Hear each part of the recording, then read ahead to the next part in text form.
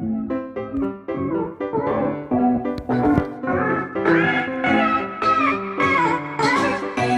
it comes to dreadful DC games, fans are spoiled for choice. Welcome to Watch Mojo, and today we'll be counting down our picks for the top 10 worst DC games. Think you know video games, or specifically, terrible video games? Click below to sign in with your Google or Facebook account and take the new trivia quiz on WatchMojo.com. Follow the link in the description. For this list, we're looking at the most laughably bad licensed games starring the Caped Crusader, Man of Steel, or anyone else from DC's legendary lineup.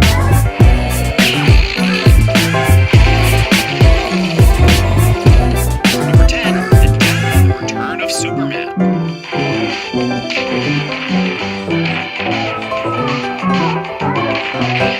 Prior to tasking players with saving the kingdom of Kandora or the continents of Azeroth, Blizzard Entertainment mixed the Man of Steel with Streets of Rage.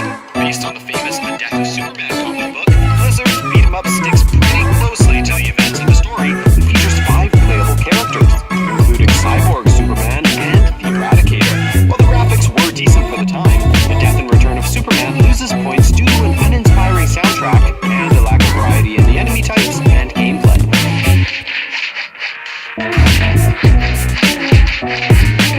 Considering the behind the project, this should have been a lot better. Number 9, Justice League Task Force.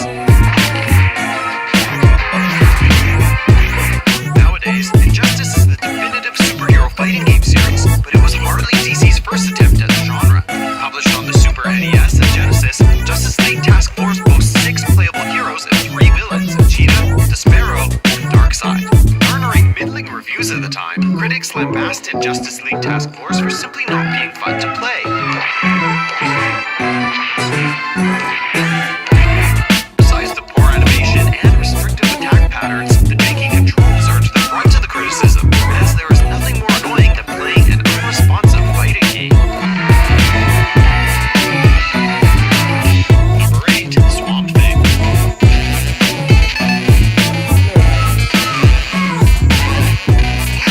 Originating in the early 1970s, Swamp Thing is among DC's most fascinating anti-heroes, but the anthropomorphic vegetation has had a tough time landing a hit outside of the comic book page. A side-scroller released on the NES and Game Boy, Swamp Thing is a challenging platformer that occasionally ramps up the difficulty by being straight up cheap, which is particularly annoying due to the lack of a password system.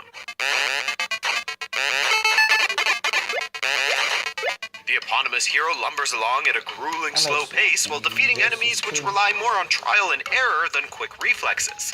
The visuals are nice enough, but Swamp Thing deserves better than a boring platformer.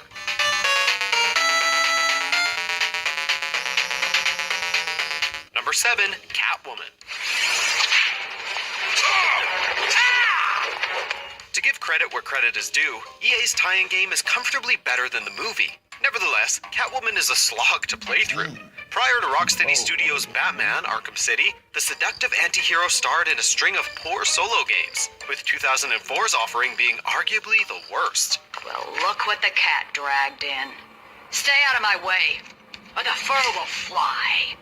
An action platformer bogged down by a strange control scheme that sees attacks mapped to the right analog stick. Catwoman focuses heavily on Prince of Persia-style stunts, but these obstacles are frustrating rather than free-flowing. In what is starting to become a trend, the graphics are solid, but the gameplay strives for mediocrity. Number 6, Young Justice Legacy.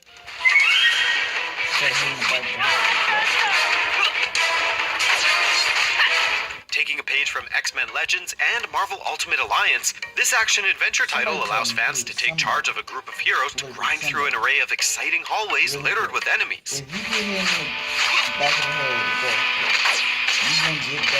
Filling in the 5-year gap separating Young Justice's first and second season, Legacy is a disappointing squad-based RPG that features a painfully limited cast of heroes and a combat system that seems happy to just do the basics.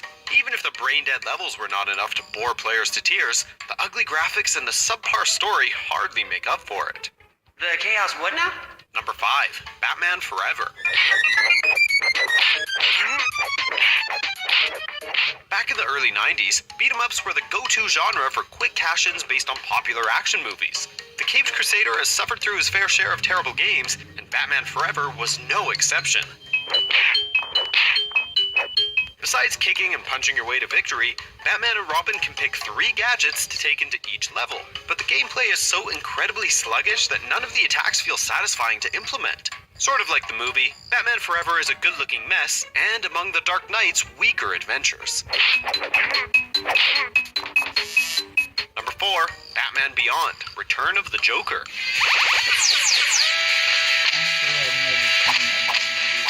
Seriously, another beat-em-up? Unlike Batman Forever, Return of the Joker came out on the PlayStation 1 and Nintendo 64 in the year 2000, so this style of game was already considered ancient.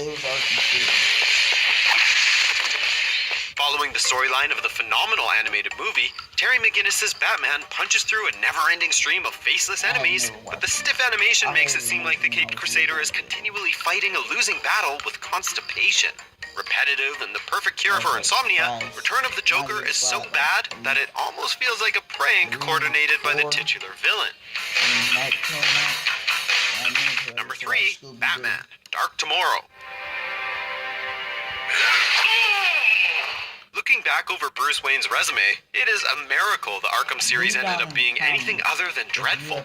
Amidst an extensive library of crappy licensed games, Dark Tomorrow stands as Batman's smelliest turd. Millions will die. But those that remain will find themselves heir to a planet no longer in danger of poisoning itself. With the exception of the cutscenes, nothing in this train wreck actually works well. Combat boils down to the same attacks, and enemies need to be handcuffed after being knocked down, meaning players are forced to sit through the same clip every time a fight takes place. Rather than the Joker, Dark Tomorrow's camera is Batman's worst enemy, but the unresponsive controls and painful graphics also put up a noteworthy fight. Number 2, Aquaman Battle for Atlantis.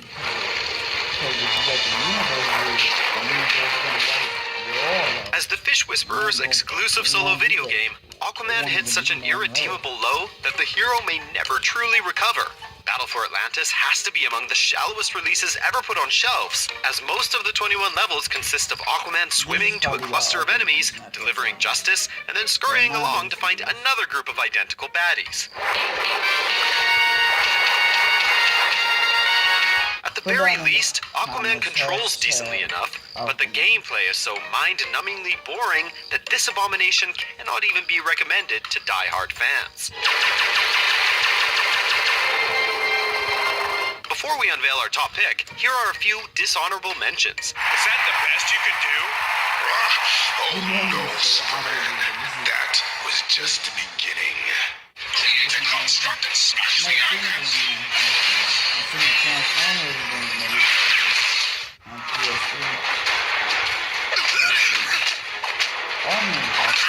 Number 1, Superman. Well, what else could it have been? More popularly known as Superman 64, Titus Interactive's legendary adaptation of Superman the Animated Series is so bad, it makes the Man of Steel's other lackluster ventures seem like works of art in comparison. Do you enjoy flying through rings? Well then, Superman 64 is the game for you.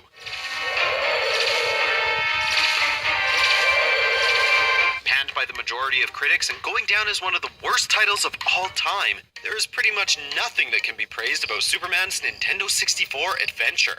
Be it the subpar graphics, the various glitches, or the boring gameplay, the new Superman adventures cemented the negative reputation associated with licensed games. Do you agree with our picks? Check out these other great clips from... Leave a like and subscribe.